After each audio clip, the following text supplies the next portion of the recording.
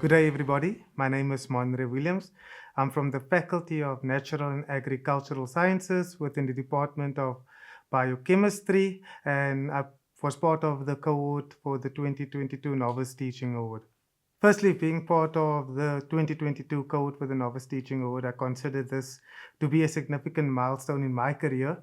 Firstly, considering where we come from just under 3 years ago, being part of the COVID-19 pandemic, I consider this firstly to be a significant milestone and an opportunity and an indication for growth for myself. And then secondly, the Novice Teaching Award process itself provided me with an opportunity to take stock and reflect. As we know, the academic career is quite quick and fast, and being an academic teacher, you don't often get an opportunity to actually take stock and reflect. So just being part of this process alone provided me that opportunity to physically put down what are the contributions I've made and to see the tangible differences made to the students' life. And then lastly, being an awardee of this award, it also provided me the validation and an indication that yes, I am on the correct track with my own development, but also for the learning experiences of students. And then this also serves as a catalyst for me to develop further as an academic teacher, but also to provide the students the best learning experience. For me personally, mentorship played a significant role. The first one being my line manager.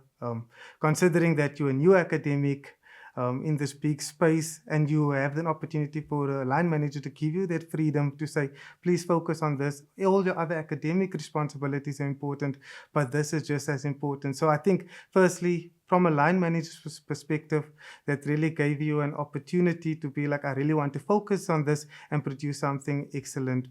The second one is being senior academics within my department that had a contributing role, not just only in how to develop my portfolio, but also asking stimulating questions early on in my career, and at that point to develop my teaching and learning processes. And the last one is being mentorship and guidance from previous awardees or recipients of these awards, because I think that really was the stepping stone in how to develop a good, strong portfolio into the future. I think I really want to make these contacts a lot earlier than just the teaching and learning award process itself, so that the implementation can be a lot early on, and when it comes time to make an application with these awards, it will be a seamless process. Inherently, being part of this cohort of novice teachers, you think coming into the university during a pandemic, what can you contribute that's significant? I couldn't change the content too much because the teaching was restricted, but I could change how I delivered the content. And for me, I consider that my biggest contribution. We, in an era where technology is extremely big, yes, technology on the one end is how we delivered most of the teaching up until this point, but it's also what students really engage and excites them. I've used technology, particularly TikTok, in one of my assessments. And as we know, TikTok has taken the last 2 years by storm. And I wanted to use TikTok as an opportunity for students to showcase complex topics regarding biochemistry in a very simple manner. And my biggest lesson from this was that each student is unique and each one's learning and teaching process is different.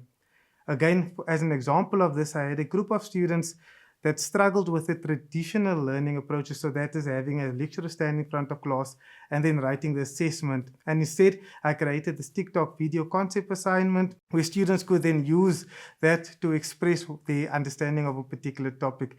And to my surprise, the group of students that struggled the most with traditional methods was actually the group of students that did the best using an alternative form. And again, this was an indication to me that each student is unique and we should develop our teaching and learning approaches accordingly. Then secondly, being in science itself, you consider yourself as a subject matter expert and not an educational expert in that sense. So for me, that was also a learning curve, that these two entities are not two separate things but should be one.